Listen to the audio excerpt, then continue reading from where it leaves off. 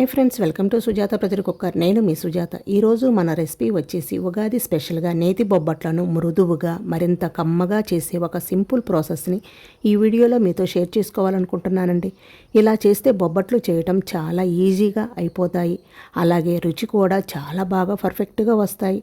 ఇలా మనం ఏ పండగకైనా ఏ సందర్భంలోనైనా బొబ్బట్లు చేయాలంటే ఒకసారి ఈ స్టైల్లో చేసి చూడండి. నోట్లో వెన్నలా మృదువుగా కరిగిపోతాయి. మరి ఈ నేతి బొబ్బట్లను ఈజీగా పర్ఫెక్ట్గా చేసే సింపుల్ మెథడ్ ఏమిటో ఇప్పుడు చూసేద్దాం. ఇప్పుడు మనం బొబ్బట్లకి పైపిండి కలుపుకుందాం.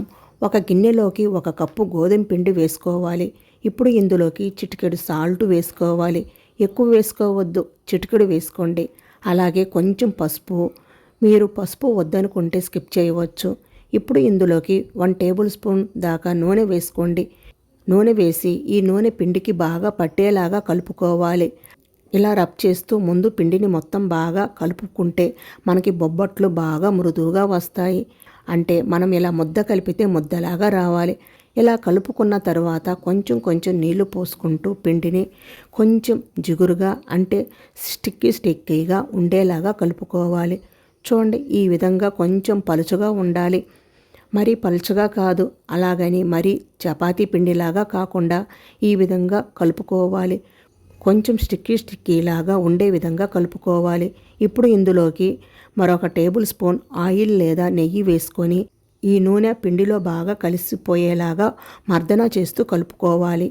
జనరల్గా అయితే బొబ్బట్లు అనేవి మైదాతో చేస్తారు కదా, మనం హెల్దీగా గోధుమ పిండితో కూడా బాగా మృదువుగా బొబ్బట్లు చేసుకోవచ్చు.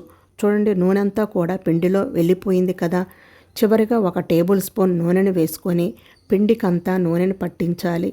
ఈ విధంగా చేతితో పిండికంతా నూనెని పట్టించి మూత పెట్టి కనీసం అరగంట పాటైన ఈ పిండిని నాననివ్వండి. ఈ లోపు పప్పును నానబెట్టుకుందాం. ఇక్కడ నేను నేతి బొబ్బట్లు చేయటానికి ముందుగా బొబ్బట్లు తయారు చేయటానికి ఫస్ట్ ఒక మిక్సింగ్ బౌల్లోకి 1 కప్పు పచ్చిపప్పును వేసుకోవాలి. అలాగే 1/2 కప్పు పెసరపప్పు కూడా వేసుకోవాలి. మీరు కావాలంటే మొత్తం పచ్చెనగపప్పుతోనైనా చేసుకోవచ్చు, లేదా మొత్తం పెసరపప్పుతోనైనా చేసుకోవచ్చు. ఇలా 2 కలిపి చేయండి, టేస్ట్ చాలా చాలా బాగుంటాయి.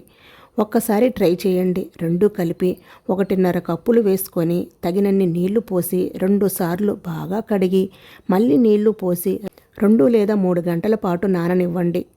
3 గంటల తర్వాత చూడండి, పప్పు చక్కగా నానిపోయింది.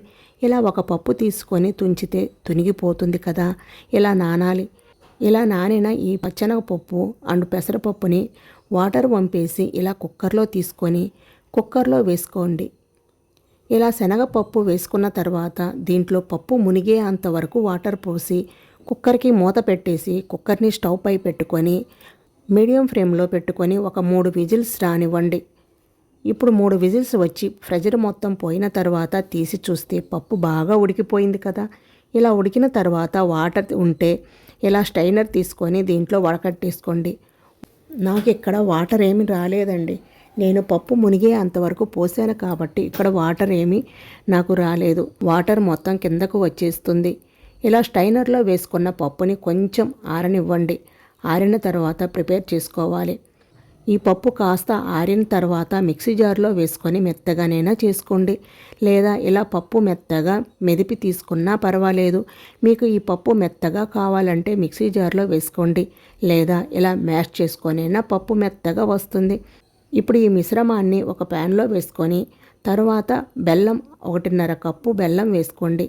1.5 కప్పుల శనగపప్పు పెసరపప్పు తీసుకున్నాం కదా, బెల్లం మాత్రం 1.5 కప్పు వేసుకుంటే కరెక్ట్గా సరిపోతుంది. మీకు కాస్త స్వీట్ ఎక్కువగా కావాలంటే మరి కొంచెం వేసుకోవచ్చు.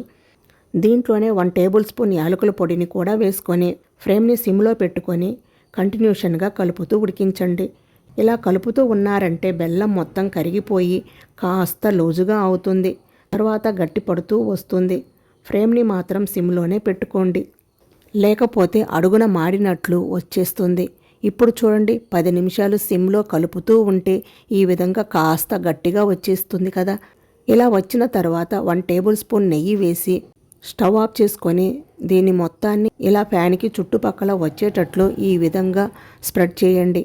ఇలా చేయటం వల్ల త్వరగా ఆరిపోతుందండి. అందుకని ఈ విధంగా చేసుకోండి. ఇది లైట్గా ఆరనివ్వండి.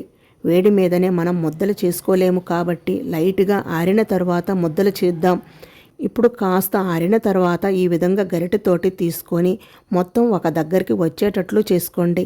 ఇలా చేసుకున్న తర్వాత దీన్ని కొద్దిగా తీసుకొని ఇలా ఉండల్లాగా చేసుకొని పక్కన పెట్టుకోండి. ఇలాగే అన్ని ఉండలు చేసి పెట్టుకున్నారనుకోండి, మీకు బొబ్బట్లు చేసుకోవటం చాలా ఈజీగా ఉంటుంది, టైం పట్టదు. ఇప్పుడు వీటిని పక్కన పెట్టుకొని ఇప్పుడు ఈ పిండి కూడా బాగా నాని ఉంటుంది, గోధుమ పిండి కూడా. అరగంట తర్వాత చూడండి, పిండి బాగా నాని సాఫ్ట్గా అయింది కదా. ఇప్పుడు ఇందులో కొంచెం పిండిని తీసుకుందాం, మనం బొబ్బట్లు చేసుకుందాం. బొబ్బట్లు చేసుకోవడానికి ఇక్కడ నేను ఇలా కవర్ తీసుకున్నాను. మీరు పాల ప్యాకెట్నైనా లేదా ఆయిల్ ప్యాకెట్ కవర్ అయినా తీసుకోవచ్చు, లేదా అరిటాకునైనా తీసుకోవచ్చు. నెయ్యితో ఈ విధంగా గ్రీజ్ చేసుకొని, నెయ్యి అయినా కానీ నూనె అయినా కానీ తీసుకోవచ్చు. ఈ విధంగా గ్రీజ్ చేసుకోవాలి. 2 ముక్కలు తీసుకోవాలి. నూనె కొంచెం ఎక్కువ రాసుకోండి, మనం ప్యాన్ మీద వేసి తీసేటప్పుడు అంటుకోకుండా ఈజీగా వచ్చేస్తుంది. చపాతీలాగా కొంచెం పల్చగా స్ప్రెడ్ చేసి మధ్యలో పూర్ణం పెట్టేయండి. పూర్ణం మనం తీసుకున్న చపాతీ కంటే కొంచెం ఎక్కువ ఉండాలి, డబల్ సైజు ఉంటే బాగుంటుంది. ఈ విధంగా అన్ని వైపులా క్లోజ్ చేసుకోవాలి. ఎక్స్ట్రా పిండి ఏమైనా వస్తే తీసేసుకోవాలి. ఈ విధంగా ఎక్స్ట్రా పిండిని తీసేసుకొని ఈ పై భాగం క్రిందకు వచ్చేలాగా పెట్టాలి. పైనుంచి మరికొంచెం నెయ్యి వేసుకొని లైట్గా స్ప్రెడ్ చేసుకోవాలి. ఇప్పుడు దీనిపైన మరొక కవర్ ముక్క ఉంది కదా, దాన్ని పెట్టుకోవాలి. ఇప్పుడు చేతితో చూడండి, అన్ని వైపులా ఈ విధంగా స్ప్రెడ్ చేసుకోవాలి. చాలా ఈజీ అండి బొబ్బట్లు చేసుకోవటం. ఈ పద్ధతి అయితే ఇంకా ఈజీగా ఉంటుంది. కలిపి ఉంచాము కదా, అందుకే పిండి బాగా నానింది, ఈజీగా స్ప్రెడ్ అయిపోతుంది. ఎక్కడ కూడా ఎక్కువ తక్కువలో లేకుండా ఈ విధంగా అన్ని వైపులా సమానంగా ఉండేలాగా స్ప్రెడ్ చేసుకోవాలి. మరీ లావుగా కాకుండా అలా అని మరీ పల్చగా కాకుండా చూడండి, ఈ విధంగా స్ప్రెడ్ చేసుకోవాలి. ఈ సైజు ఉంటే బాగుంటుంది. ఇప్పుడు మనం ఈ బొబ్బట్లను కాల్చుకుందాం. ప్యాన్ పైన నెయ్యి కానీ నూనె కానీ వేసుకోవచ్చు. మనం నేతి బొబ్బట్లు చేసుకుంటున్నాము కాబట్టి నెయ్యి వేసుకుంటున్నాను. అంతా స్ప్రెడ్ చేసుకొని బొబ్బట్లను వేసుకోవాలి. ఈ కవర్ని కొంచెం నెయ్యి ఎక్కువ రాస్తే అంటుకోకుండా వస్తుందండి. ఇటువైపు మీడియం ఫ్లేమ్లో పైన పచ్చిదనం తగ్గే అంతవరకు కాలనివ్వాలి. పైనుంచి మరికొంచెం నెయ్యి వేసుకొని 2 వైపులకు తిప్పుకోవాలి. పైనుంచి మరికొంచెం నెయ్యి వేసుకొని 2 వైపులకు తిప్పుకోవాలి. ఇటువైపు కూడా కొంచెం కాలనివ్వాలి. ఫ్లేమ్ని సిమ్లో పెట్టి కాల్చుకోవాలి, లేదంటే మాడిపోతాయి. ఈ బొబ్బట్లకు ఎంత నెయ్యి వేస్తే అంత రుచిగా ఉంటాయండి. మీకు నెయ్యి ఎక్కువ వద్దనుకుంటే తక్కువ నెయ్యితోనైనా కాల్చుకోవచ్చు. మీకు నెయ్యి ఎక్కువ ఇష్టం ఉంటే ఎక్కువ వేసి కాల్చుకోవచ్చు. ఈ విధంగా 2 వైపులా కూడా బాగా కాల్చుకొని తీసేసుకోవడమే. ఇదే విధంగా అన్ని బొబ్బట్లు కాల్చి తీసుకోవాలి. ఇదే పూర్ణం పిండితో బొబ్బట్లైనా చేసుకోవచ్చు, అలాగే పూర్ణం బూరెలు కూడా చేసుకోవచ్చండి. చూడండి, బొబ్బట్లు ఎంత మృదువుగా వచ్చాయో కదా. గోధుమ పిండితో చేసినా కానీ నోట్లో అలా కరిగిపోతాయి. అంతేనండి, నోట్లో వేసుకుంటే ఇట్టే కరిగిపోయేలా ఉండే నేతి బొబ్బట్లు రెడీ అయిపోయాయి. చేసుకోవటం కూడా చాలా ఈజీ అండి. ఇంట్లోనే చాలా సాఫ్ట్గా ఎంతో టేస్టీగా ఈజీగా ప్రిపేర్ చేసుకోవచ్చు. వంట రాని వాళ్ళు కూడా చక్కగా చేసేస్తారండి ఈ నేతి బొబ్బట్లు. మీరు కూడా ఒకసారి తప్పకుండా ట్రై చేయండి. మీకు ఎలా వచ్చిందో నాకు కామెంట్ రూపంలో తెలియచేయండి. ఓకే ఫ్రెండ్స్, ఈ వీడియో కనుక మీకు నచ్చినట్లయితే లైక్ చేసి మీ ఫ్రెండ్స్ అండ్ ఫ్యామిలీ మెంబర్స్కి షేర్ చేయండి. అలాగే మరిన్ని లేటెస్ట్ వీడియోల కోసం సుజాత ప్రెజర్ కుక్కర్ని తప్పకుండా సబ్స్క్రైబ్ చేసుకోండి. Thank you for watching.